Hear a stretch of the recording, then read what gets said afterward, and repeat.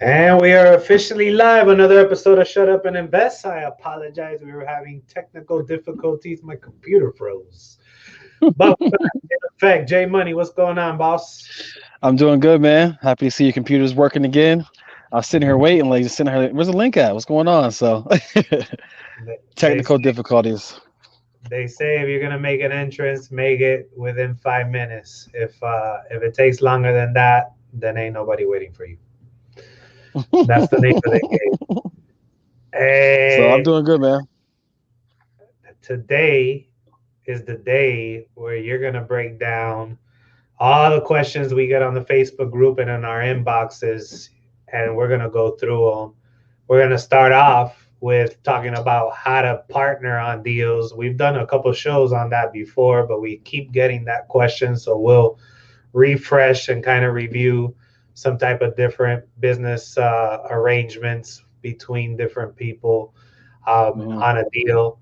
And then we got a bunch of questions all over the place. We got some on the creative financing side, some on the adding additional revenue streams to your Yeah, team. So we'll just get through it. And then, of course, if you're listening live, whether you're on our Facebook group, on our Facebook page, or on our YouTube, you can go ahead and comment, and we will bring those questions in at all times. So, one major definitely. question that whenever I tell people about our show, when they ask me what's better to watch the show on, I always tell them YouTube. Obviously, we love Facebook. We love you in the Facebook group. We love you in Facebook as well. But YouTube sends us a check. So we always like the YouTube audience. Um, if you guys cannot get on YouTube for whatever reason, definitely join our Facebook group. That would be the second best option to watch it in. Either way, you want to be in our Facebook group because there's topics that people post, questions, deals. So that's definitely a good resource to network in as well. And then lastly, Definitely, our Facebook page is available as well with the live streams. So definitely, what's up, definitely. Jay? How are we gonna break down the I first what's the topic? first question? What was the first topic about? What's the right way to partner on deals? How do I bring in a partner on a deal, and kind of how to structure those agreements? Got it, got it. Yeah, we get that question a lot. Actually, somebody asked me that question yesterday. They said they brought in a new partner. They were working with the agent, so they had the partner and the agent, and they're just trying to figure out how do we structure or pay out or do our things with our partners. So everybody knows we all work with different partners. We both have partners in our businesses. We partner ourselves together. So I think the first thing when it comes to a partner is making sure that you communicate clearly what each person's role is, right? And if you guys are partnering in a wholesale business, right? Maybe one guy does lead gen. He does lead gen. Maybe he texts. Maybe he answers the phone calls for you. He schedules appointments. The other guy, right, or lady, might run the actual appointment, might negotiate with the seller. Then maybe you have a VA who does this position, or maybe you have a realtor who does this position, right? So that one question I had was basically, that was the first thing I would say always is make sure you clearly define what the roles are between each other, because if you don't do that, you're going to have a lot of lines crossed and a lot of issues moving forward. Yeah, Then yeah, and after you define that, then you can kind of go into the point of of how you pay, right? And what I found, what best makes sense is if you can kind of be into it where you both are equally doing something, and you both feel like equally doing something, and you split the profits 50-50. That always works the best for me. If you're someone, we talked about this, I think we talked about this 2 weeks ago, if you're providing all the systems in place and you're partnering with the boots on the ground, well, then that's a little bit different, right? If I'm giving you all the systems, I'm paying for all the marketing, everything's in place, and you're just running appointments or answering phone calls or running appointments, then there's gonna probably be a different kind of split involved in that type of business. But I think, yeah, definitely clear communication of what the roles are, and then you have to kind of look and say, okay, what is each person doing, to figure out how we're gonna, pay out to each person. right. Luke is asking if I'm partnering with somebody, do you absolutely need an operating agreement? That's a great question, and it kind of leads into what I wanted to piggyback on. I Here's my personal opinion, and I've said it on previous shows. I start off in the beginning with everybody as just a joint venture because a couple things. When you're in a joint venture, you can do a joint venture agreement instead of an operating agreement. An operating agreement is once you have a corporation together with somebody. The Mhm. operating agreement is something you divvy up to basically explain the percentages and the roles and the responsibilities, like Jay just described. Um, it is absolutely necessary, in my opinion, if you do decide to go from joint venture, which I'll break down in a second, to corporation, to have an operating agreement in case things go bad and you get caught up in litigation. If it was written down from the beginning and you had an operating agreement that I was only going to make 30% and Jay was going to make 70% of the corporation's profits, what if I then came and said, no, I'm 50-50? And I Mhm. took Jay to court and I said, well, I'm 50-50. And he said, what do you mean, man? Remember when we were at the McDonald's and we shook on it and we said we were 70-30? How do we how do we document that? And let me Yeah. tell you, we're cool and things work out the way they end up working out because things are on paper and things are clearly defined. When you put $100,000 check up on the table, people start acting weird all of a sudden. And sometimes it could be legit. I mean, it Mhm. could basically be like, listen, all you need to do is go take pictures of the property, talk to the client, talk to the person, be my boots on the ground, and we'll go 70-30. And then all of a sudden, I end up having to do a whole lot more than that. I end up having to save the deal. I end up having to go find the buyer. I end up having to do a lot more. And then all of a sudden, I might sit here and say, you know what? I want to be 50-50 on that. And that's where partnerships and having corporations and having agreements start to become a mission. And I know too many people that have had broken partnerships and they don't speak to each other anymore. And it's solely because things were not written down. And then if things change, like for example, you originally told me I just need to be boots on the ground, but now Mhm. I'm all up involved and I'm saving the deal. I even brought the buyer. I did a whole lot more than just being boots on the ground. I pretty much worked this deal, if not evenly, sometimes even more. Mhm. Here's my suggestion: before you do all that, revisit the agreement. Yeah, amend it, right? Because you can always amend the operating agreement, right? They get amended all the time. You can add a partner on. You can take on different roles. So definitely, Not definitely. after the fact, because then that you can get into the argument like, hey, look, I ended up doing all this and I may feel that that's worth 50-50, or even flip it 70-30 or 60-40, whatever I may feel. That's a conversation we need to have before the deal is going to actually close. Not, oh, once we closed it and look what I did, and no, but you did it and you did and I did, and you get into that tug of war. Even from a negotiating standpoint, Jay's got a better chance of me agreeing to a bigger percentage when the deal's on the line and I really need him to come through on whatever he feels he can bring extra value. That's his best moment to say, listen, brother, I actually think I got a buyer for this that can save this deal, or I can go over there and take my crew and we can fix this up real quick to save the deal. At that point, I'm gonna be like, oh, dude, all right, yeah, but hey, listen, if I'm gonna do all this, we gotta restructure the agreement. That's his best point of negotiation, not after he did all that, even though he still may be right. But it's like, hey, listen, this, Yeah. if you, I could easily say if he came to me after the fact of the deal and said, hey, bro, listen, I did this. I went and painted this, and we were able to get, the deal done because I painted the whole house, whatever. And now I feel that's worth 50-50. I may sit there and say, hey, bro, listen, I could have paid a guy $1,500 to do that. And now you want an extra 20 grand. I mean, listen, I appreciate it, but it's not 50-50. And now we're arguing over Going back and forth. percentages.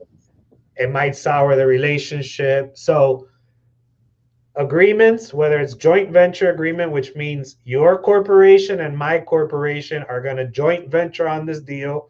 We're going to have a joint venture agreement on paper, and it's going to outline roles and responsibilities and percentages and resources. Or we're going to open up a corporation because here's my preference. We've done so many good joint venture agreements and it's worked out. We've proven to each other that we work well together. We've proven to each other that it's going to be consistent, not just, oh, we do one deal a year. Listen, if you do one deal a year, you don't need to be a corporation. Yeah, Just you be a don't. You definitely don't. just be a joint venture. Why? You got to pay taxes and you got to pay the accountant to do the taxes. So why get into this whole corporation thing until you know, hey, this is a real thing. We work well together and we're going to do enough business together to open up a corporation. I think so many people jump to opening up a corporation off of an idea. Oh wow! Mhm. Oh bro, we're gonna rule the world, man. Come on, let's go. Let's open up a corporation, and then they don't even do a deal together. Yeah, that's so true.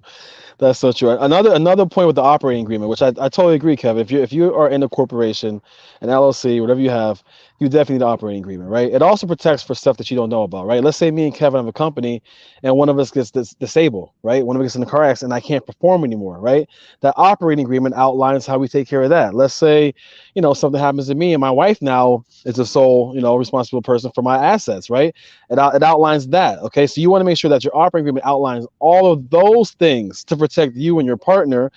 Because I mean, my wife might not want to do real estate, but Kevin has to do my wife Listen, now because we had no operating agreement, right? So you got to make sure you have that stuff in place. 100%. And God forbid anything ever happens to Jay, I'd be scared to negotiate with Jackie because she's a mean negotiator compared to She's a pit Jay. bull. Yeah, she's taking everything. So So no, we need to just have that joking. written down. And no, it's true, guys. Listen, it's the same reason why you do an estate plan, same reason why you do a will. God forbid Hmm. I get into a car accident tomorrow. I don't need my family having to have to go to court and fight and try to prove that my percentage was X in the joint venture, and then me have a partner who turns out to be not cool and says, well, I mean, listen, your family's not going to do anything here, so I'll just give you a little check and you guys go about your way. And it's like, whoa, what if there's assets? What if there's a lot more money Hmm. and I am sold 50%? I want to make sure that my family gets what is supposed to be Yeah, given. So, definitely. And you want to one good tip on that point right there, just as far as like asset protection and estate planning. In my LLC, we actually get life insurance policies that protect, right? So if something would happen to me, the policy would pay out my portion of the company, right? Let's say we have 50 rentals and they're worth this amount. If I own 49% of the company, it would pay out that portion from a policy to my wife and my family. That's a clean way to kind of do that where it actually protects you too. So, make sure you use insurance and operating agreements and wills and estate planning to actually structure your corporations the right way. Because we deal with sellers every day who are going through some kind of legal trouble, either between partners or family members, and we get those deals for dirt cheap because of the legal issues going on. So don't let that happen to you and your family. correct. That was a very good point. Luke is saying, is there a specific attorney you need to work with to do an agreement or restructuring, or do you just create it yourself and have it notarized? Also, a great question. Listen, I mean, budget obviously has something to do with it, but having an attorney that can advise you guys, like, listen, this is the way it works, this is what you should and shouldn't do, is always a great resources. I always like to default to an attorney, even though it's a little bit more expensive, because it's another pair of eyes outside of the business that can point something out that maybe we got so excited about the Hmm. deal and what we're going to do and the company and all this that we completely overlooked. Hey, what are you going to do if something happens to you guys when you die? Like, we would have not thought about that, but the attorney's going to ask that. So if you're a baller on a budget and you can't find any attorney who's going to partner with you on deals that is going to hook you up on this to help you out, then worst case scenario, yeah, you can try to do it yourself and get it notarized. At the end of the day, if it ever has to go to court, it's a document that needs to hold up. It's going to be a lot better if it was prepared by the attorney and the attorney can go and vouch at the court hearing what the agreement was. Then if it was just notarized, sure, the notary obviously vouches that you both agreed and signed the paper. But it's a case. At the end of the day, you're gonna have to prove to the judge what your case is. So what's gonna be stronger if it goes wrong? Yeah. And as far as the type of attorney, I mean, any business attorney can draw up an operating agreement, right? So like we have actually a couple attorneys. We have a business attorney and then we have a real estate specific attorney, because that business attorney might be good at, partnerships and things like that. The real estate attorney knows real estate terms, but any good business attorney, or your real estate attorney, if he does that, can draft an operating agreement for you. And Yeah, remember, you're going to be giving them direction. They're going to be looking out for you and saying, hey, but what about this? What about that? What about that? But still, you and your partner or partners are going to be having to decide those factors that go into that agreement. right. And then you got your immigration attorney just in case. No, that's a whole different show. Sorry about that. They're not all in Miami, Kevin. It's like La Migra, I'm out. We got Ken in the What's house. up, What's up, Ken? brother? How do you guys switch your mindset from other investors are my competition to looking to build Oh, relationships with them? I'm in Houston and it is crazy competitive. I like that question a lot. I like that question because you know what? I don't think I ever switch off from the competition, right? Because I mean, I'll be honest. Right? Real estate's a game to me. Like it literally is a game. That's why I can, be in an argument on the phone with somebody, hang the phone up and say hi and give my kids a hug and they're like, I'm bipolar. Because to me it's a big game, it's a competition, so I don't think I ever turn off the competition, right? But I think in competition you also have teammates, right? Most of the sports we do are team sports, so you got to see who can benefit, who can you work together with to help benefit each other, right? That's someone that you can kind of collaborate with. And then there's those people out there who maybe you just will never work with a day in your life, and maybe that's the competition, right? But then you also compete with your friends. I mean, like if me and Kevin are playing Madden, we're still friends, but I'm trying to kill Kevin in Madden, so there's also that part of it too. So, I think you have to always look at it as a competition, always, but you have to also be able to see, okay, the Nets right now, right? They went out and got KD, they went out and got Harden because they said, hey, I could use a couple other guys to beat LeBron, right? We're still competing, but I need some teammates along to help me out. Yeah, I agree. Kevin, let's Yeah, go. Kevin has some competitions in his his market he's talked about before. So I know there's some people he like to crush. um, I definitely am a competitive person, but I also do a ton of joint ventures. Yeah. In fact, I would say joint ventures is my biggest resource for the deals that I do, to be honest with you. So that in itself answers the question. Like if you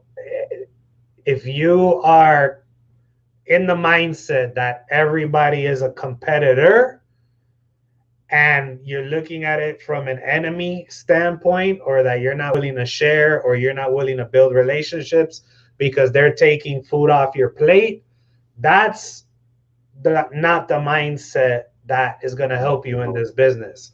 But if you look at it like Jay was explaining, from a we're going to go on the court, and I think back of, if you're into basketball, it was like the old school Isaiah Thomas against Magic Johnson. They were buddies, but on the court they killed each other. They even got into arguments and pushed each other, but they always loved each other and they were friends and they would laugh it up. And you see that nowadays between LeBron and Carmelo and Chris Paul and Mhm.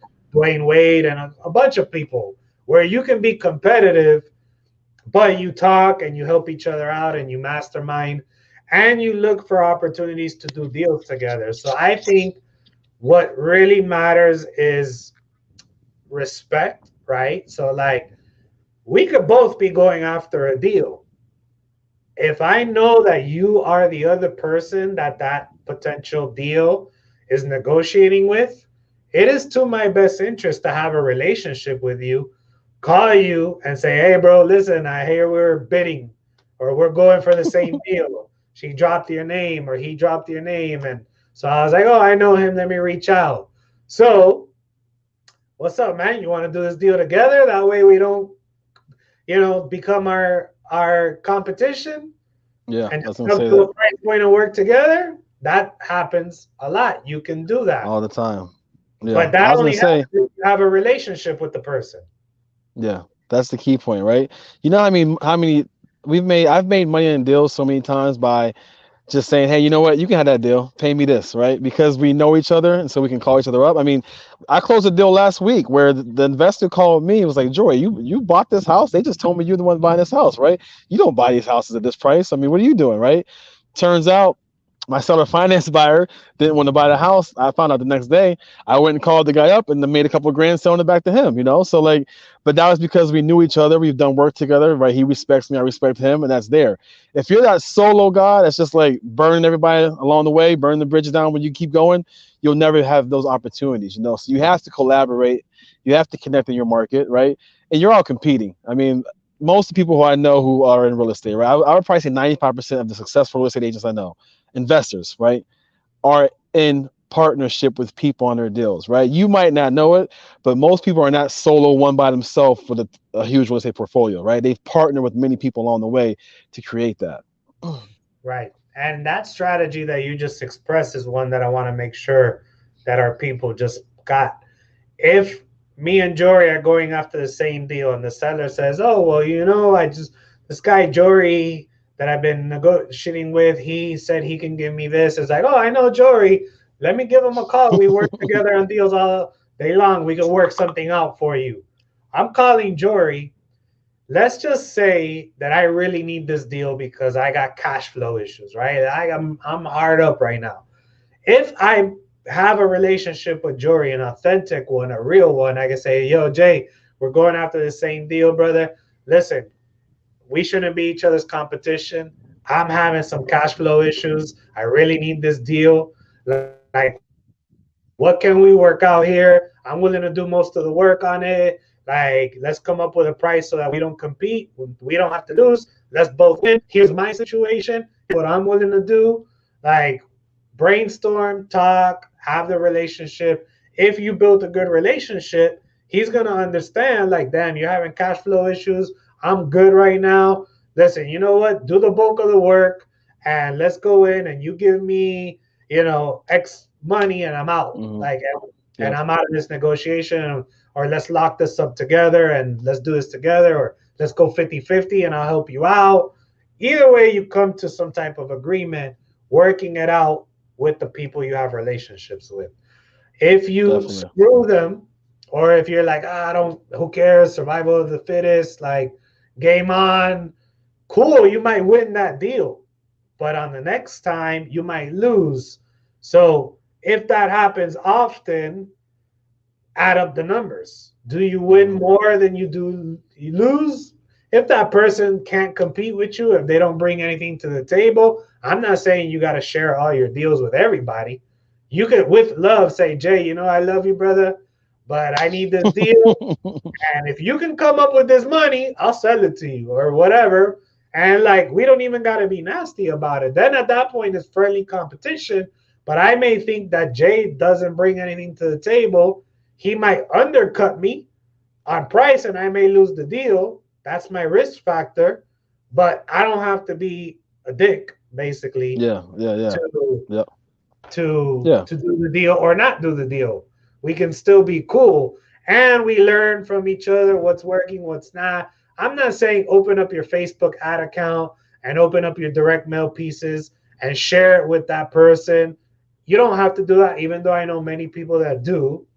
But at the end of the day, you don't know if you can combine and do some joint ventures. You don't know if they're going to become your best buyers. Hey, listen, brother, you know what? I got a guy that I can't even keep up with. He wants so many deals. So I'm glad you reached out to me. Any deal that you have, I got this buyer that'll jump on it Just let me put 5 grand on it and we'll give it to him all day long. Now, all of a sudden, because I reached out to Jay and I didn't think of him as a competitor and I wanted to build a genuine relationship, I picked up a big buyer from his Hmm. network.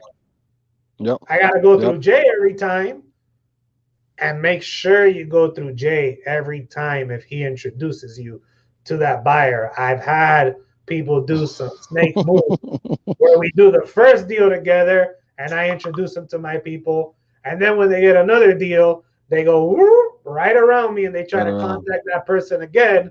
And it's like, oh, bro, all right, that's the way you want to play it. Like, that was my contact. I let you get connected. That's a gray area. Like, how do you feel? You know what? Let's have that conversation, Jake. How do you feel about Yeah, it is a gray area. I mean, and I've definitely felt that before too. I've brought a lot of buyers to the table. I feel like what you just said is the way you should go about it, right? If I bring Kevin a buyer, right, and we have a conversation, right? Like, let's say I bring this buyer to you, hey, this is my buyer. I tell you what he's looking for. I tell you what he wants to buy. I say, hey, any kind of deal you got for him, bring it to me. And then we do one deal, and you go around me. I feel that's slimy. I feel that's wrong, right? Now, if my buyer reached out to you somehow, right? I think you should still say, "Hey Jay, that buyer you brought me, he reached out to me, but he's saying, maybe he had a problem with me. And you have a conversation with me about it and say, you know what, me and him just had a problem, we had a falling out. Do what you got to do, right? But if I bring you this buyer, tell you what he wants, and you only know of him through me, but then you go around me to find him, I think that's kind of slimy. And one thing I will say, big or small market, the people who do deals in the markets, they all know each other, right? They all know each other. They don't care how big, you can be in the biggest market in America. If you're doing lots of deals, you're gonna probably know the guys who do deals. So it always gets found out. You might think that you went around me, I'll never find out, but I'm gonna find out. And why? If I got one buyer like that, I probably got 4 or 5 more. We could keep making money together, right? So why burn the whole relationship over one buyer? right? That I agree with 100%. So now let me pose a different scenario.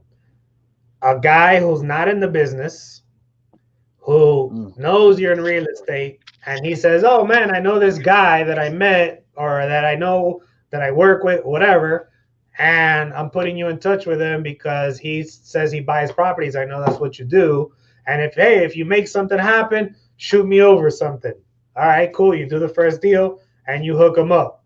Do you continue hooking that guy up who's not in the business, who's not really doing any value, but he did introduce you to this guy on all future deals that you do with that person that he made the introduction, that he's not at all participating or working in the deal whatsoever. He just introduced you to a buyer. Now what do you do?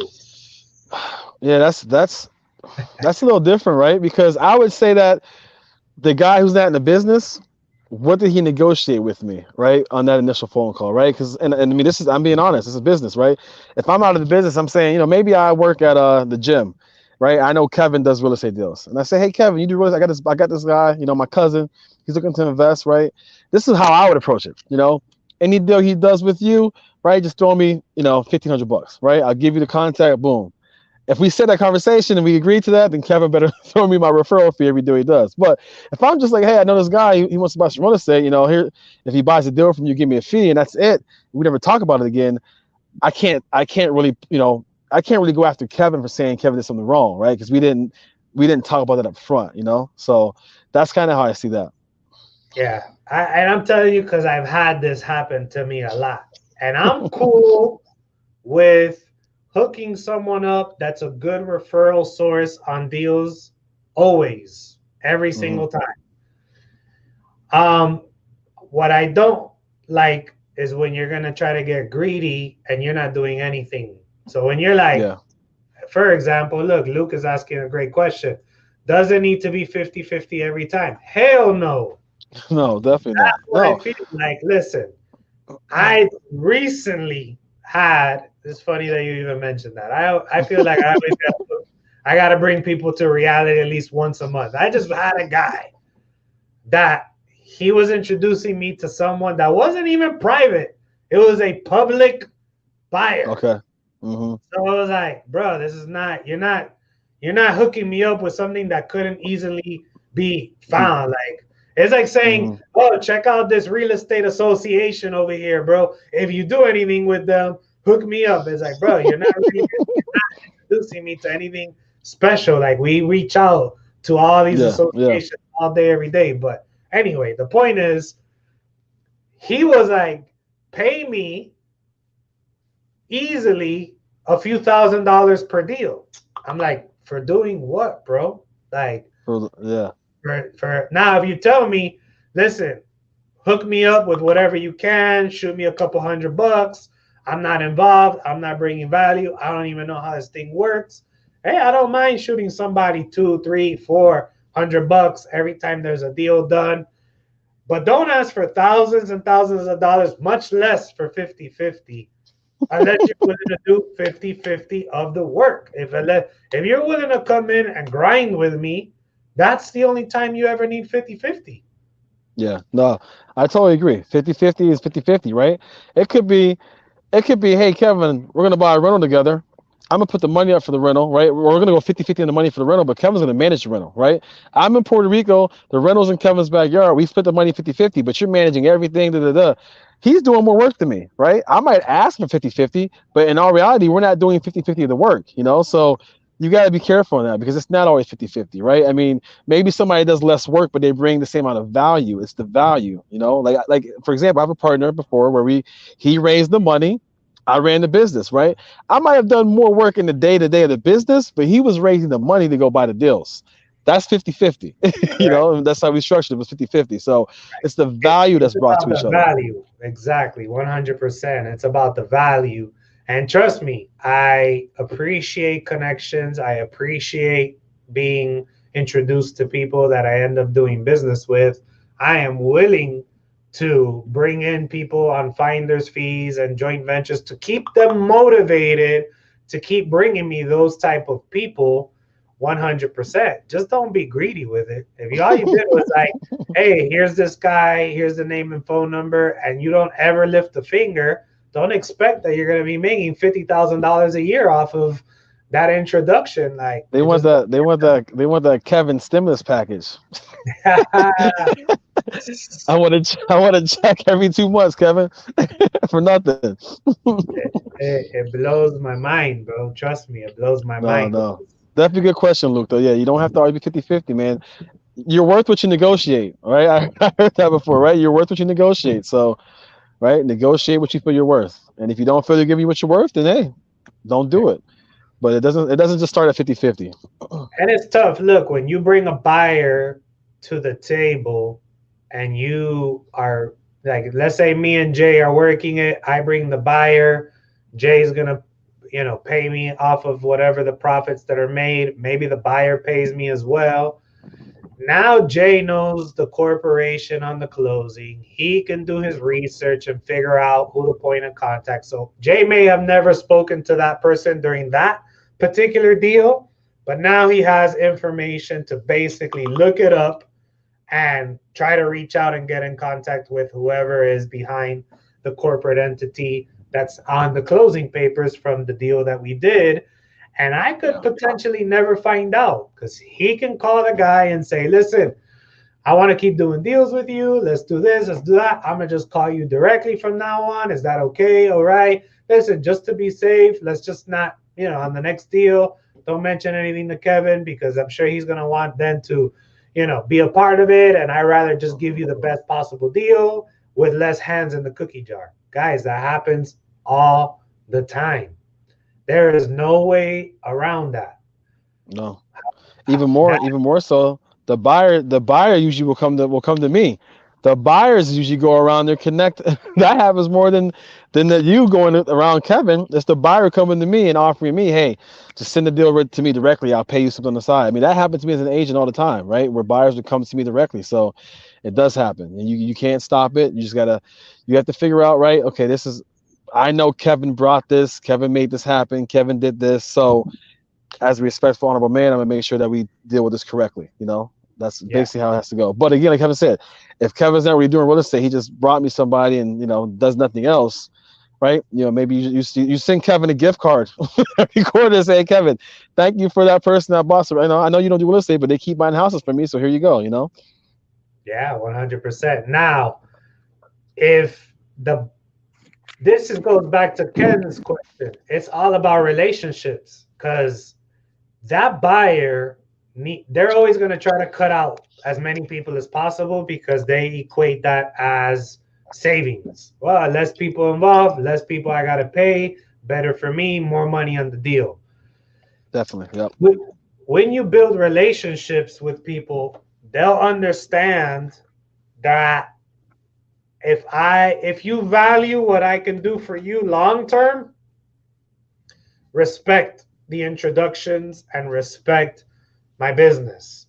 If I feel you're going around and trying to do backdoor deals and I come to find out because I have great relationships with most people, then it's cool, but you're never going to hear from me on another deal. So what's more important, that one deal that you're trying to cut me out on off of people that I've brought you in, or the long-term business that we can do every single year? And that Yep. is where I have those genuine conversations with the people I do business with as I listen.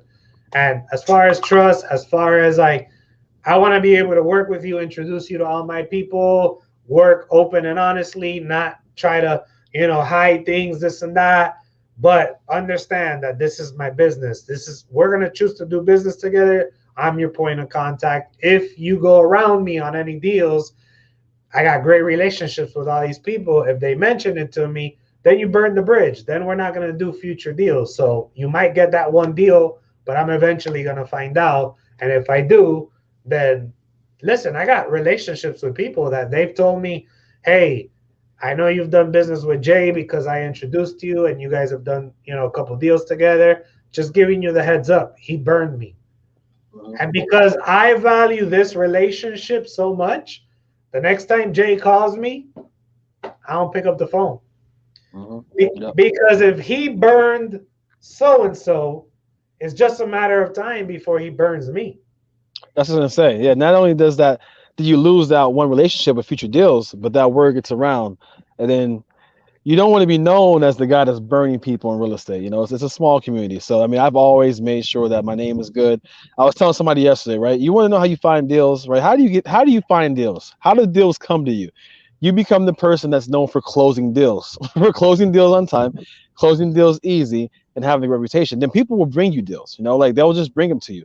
And that happens to me. That happens to Kevin all the time, where it's just somebody from the past will just bring me a deal, right? They can't close it. Oh, Jay can close it. They'll bring it to me, right? Or right? I need to do this, and I know Jory. I can work with Jory to find a buyer. He's not going to screw me over.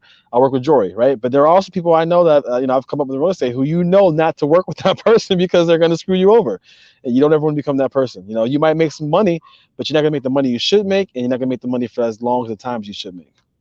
Right. We Some got questions. any advice on getting private money lenders? This one is the one. I mean, we can both speak to this one. I mean, we've done this before, and I Yeah. talked to somebody I think a few days ago was asking me, how do I get lenders if I'm just starting out? And there's a few things. I'll say a few things, and Kevin can speak to a few things. Most private lenders are going to invest with you before they invest with whatever you're trying to get money for, right? So you can have the greatest idea in the world. If they don't trust you, they're not going to loan to you, right? So the next question comes is, okay, what if I'm brand new and I don't have any experience? Then I would go find someone who's a track record where you can leverage their track record and your connections to go get some of that private money, right? So I mean, those are the main two things when people are new, they're trying to build up experience to get a private lender. First, you got to build trust. You got to build trust with your private. I've never met a private lender who just loaned to you without any trust, right? So you have to build some kind of trust, either by them knowing you or either by them being able to look at you or look at your financials and say, okay, I can trust this person, right? Then you have to show some kind of experience, right? Kevin has an application that I send to everybody who wants a private loan. It's about you and it's about your experience. Those are the two things, right? So if you don't have that experience, go find somebody who can vouch for that experience, who can vouch for that trust. Yeah. I mean, this is what I do all day, every day. There is strategies, and we can introduce. I mean, we did a show with David Day. If you guys go to YouTube, you can find it, or on Spotify or whatnot, on raising money and private capital. We can actually hook you up with his mastermind that is really good on some strategies of how to search public records and how to do a couple different ninja tactics to get in front of people and raise money. So that is definitely something that I would recommend. I'm going to actually, you know what? I'm going to add that to the resources in our free training on shutupandinvest.club. Jay, send me the link to his info so we can add it there. That's something that if you want to go high level and you're really serious about it, I definitely recommend learning some of the legit tactics, checking public records, seeing who are the lenders on other deals, being able to contact them, knowing what to say. You also got to do it legally, right? And that's something that you got to understand, that you can't just post on social media, hey, I got a deal, I'm looking for money, I'm looking for an investor to invest the money. But you can post on social media saying, hey, I got a deal that I would like to partner with on someone. If you want to call me so we can discuss. And when you get on the phone with them, you want to build a relationship. And from what we learned with David, actually, it's the rule of three, right? It's if you can prove that you've had at least three different occasions, or a conversation, a relationship with this person is considered a relationship. If you just from the jump are running a landing page and having people, hey, I'm creating a fund, and you didn't do the proper legal paperwork to create a fund, you can then be obviously in some legal issues with raising money and targeting investors. So you want to be able to build a relationship with these people. You want to do deals with the people that, like Jay said, want to trust in you. The deal obviously has to make sense. And just by having conversations everywhere you go, when people say, what do you do? When people say, tell me a little bit about what you're doing or your career or whatever, that how you answer that is going to pique interest. If you just say, oh, I'm a real estate investor. Oh, I work full time and then I try to flip some houses. That's not going to get anybody to say, oh, damn, I want to be a part of that and tell me more and I want to give you my money. So being able to respond with that script, your one or two lines that says, oh, well, I'm a real estate investor and I actually partner with people like yourself who don't have the time and don't have the knowledge to be able to make them a nice return while me and my team do all the work. And Yeah. that's where we focus most of our efforts on. Oh, really? How does that work? Boom. Now you're having a conversation, or what I call a discovery session, to see if this person has 20, 30, 50, 100, 300 or more in the bank doing absolutely nothing in their mutual fund, not making the type of return that they want. And then at that point, you just break down, deals like, oh, I was working on this deal. If we can get it, this is what it would look like. And those are the type of deals that we look for funding from our different resources. There's institutions, but if we got partners, obviously it's better. It's about win-win situation for both people. It's easier to deal with. We get the favorable terms. They get better terms than what they're getting in the bank or in their mutual fund. And it's a win-win situation for both of us. And everything's done legal with the paperwork and the properties, the collateral. So it's the safest possible investment versus stock market or anything else that you can't control. Wouldn't you agree? Wouldn't you agree?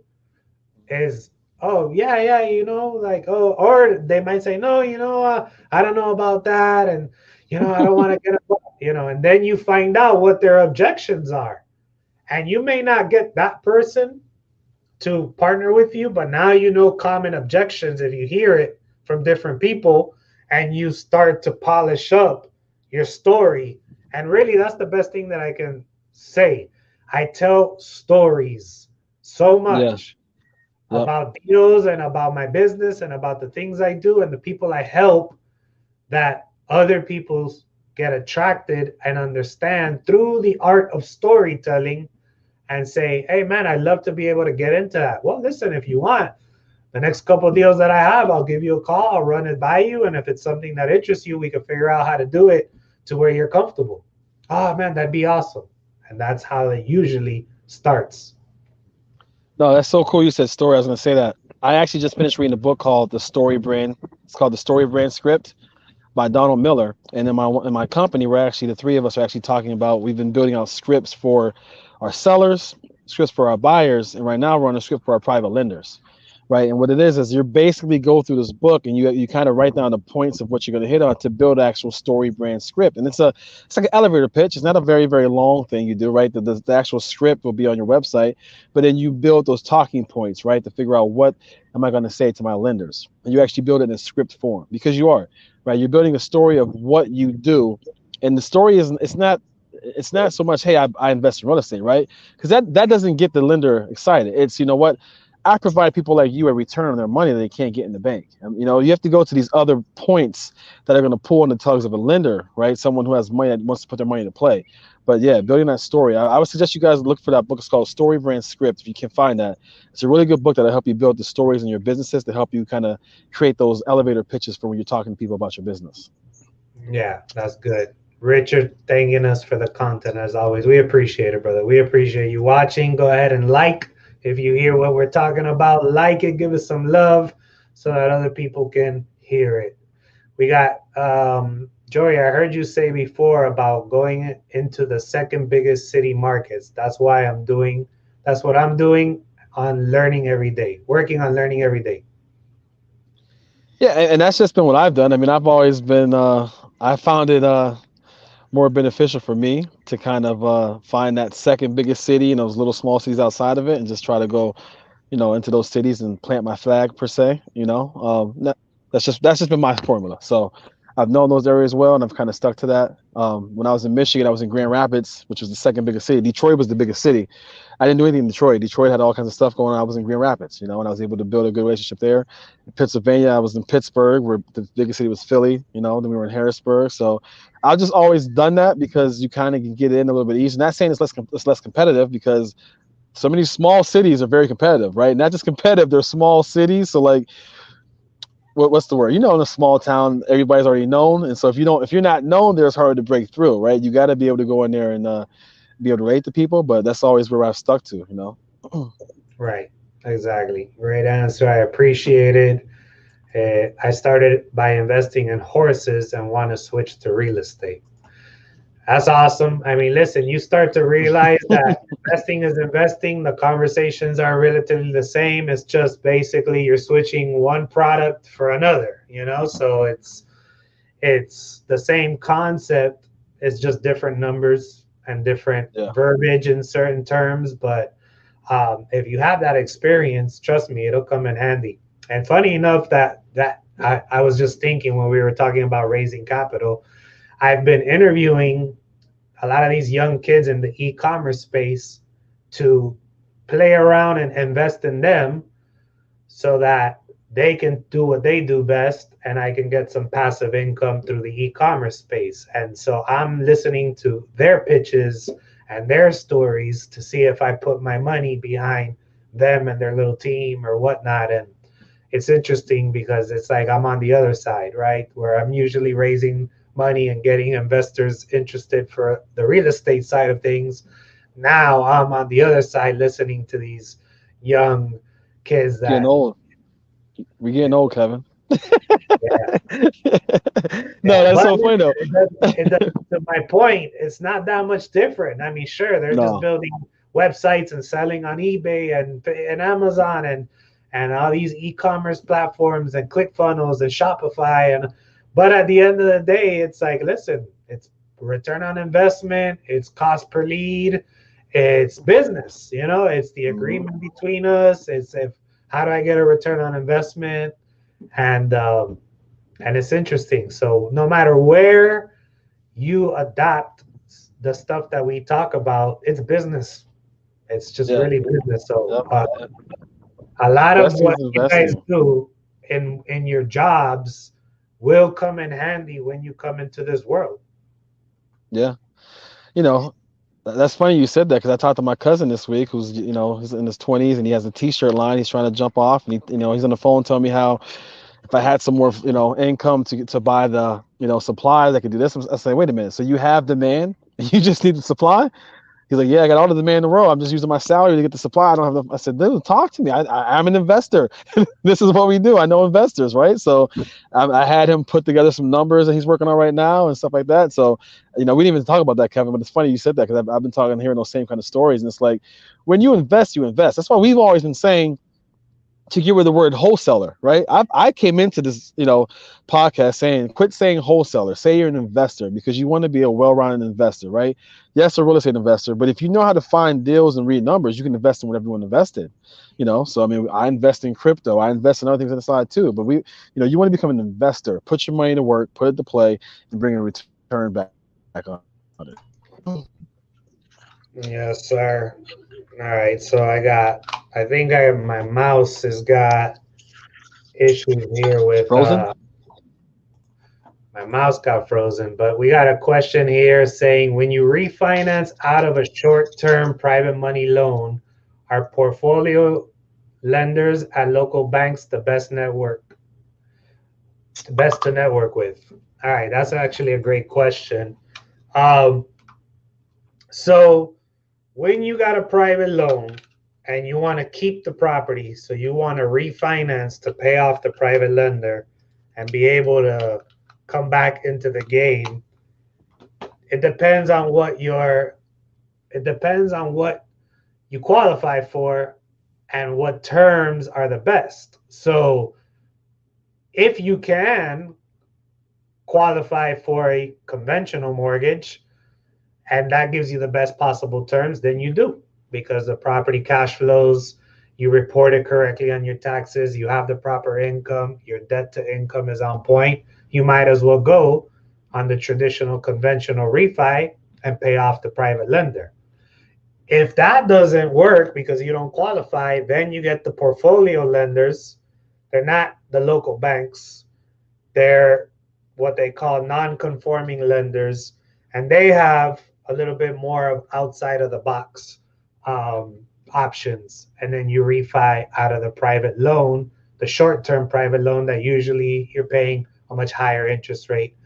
And then if we have actually a product that's perfect for long-term holds, it's still private money, so they don't go into your income and none of that, which is great, but the rates are as competitive as the portfolio and some of the local banks. It's still private money, but it's for 30 years. So it's a long term option with the benefits of private money where they don't check. So we do that in almost every single state. So I'd be happy to talk to you more about that if you have deals you got to try to refi and get out. So there is options to definitely acquire a property on a short-term loan or what they call a bridge loan or a fix and flip loan, because it needs work and you just need to get cash fast and get it up to a good condition. And then once it's in good condition, you can then refi out of it. The challenge is, and why our private money, the 30-year one, is extremely perfect for a lot of the BRRRR strategy or the long-term holds, is if you go to the local banks or if you go conventional or even with the portfolio lenders, they're going to want you to keep the property for 12 months before you refinance at the value after you fixed it up, the after repair value. So they're going to just basically, if you try to do it within 12 months, let's just give an example. Jay buys a property. He takes 3 months to fix it up. He bought it at 100 grand, but now that he fixed it up, it's worth 200 grand.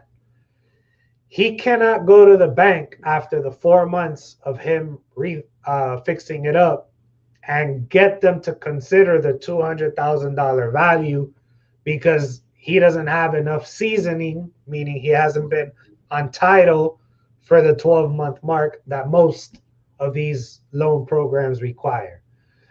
Which, if he's willing to do the refi at just the 100,000 purchase price and work off that number and refi the loan and keep it there, then sure, go conventional or go to the portfolio lender and make it happen.